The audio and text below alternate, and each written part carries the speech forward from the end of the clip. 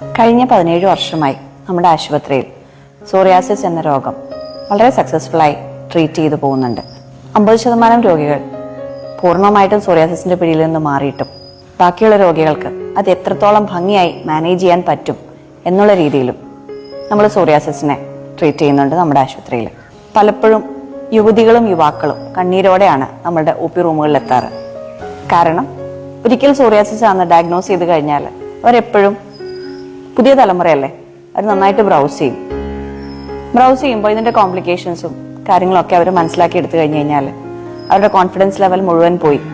ചിലർ രഹസ്യമായും ചിലർ മാതാപിതാക്കളെ കൂട്ടിയിട്ടും ഒക്കെ വളരെ വിഷമിച്ചിട്ടാണ് സോറിയാസിസ് ആണ് ഡോക്ടറെ എന്ന് പറഞ്ഞ് ഒപ്പിയിലെത്തുക. എന്നാൽ ആ OP റൂമിൽ നിന്ന് അവർ പുറത്ത് ഇറങ്ങുമ്പോൾ അവർക്കത് മാറ്റാൻ സാധിക്കും എന്നുള്ളൊരു കോൺഫിഡൻസ് ആണ് ആദ്യം നമ്മൾ നമ്മുടെ പേഷ്യൻസിന് കൊടുക്കുക.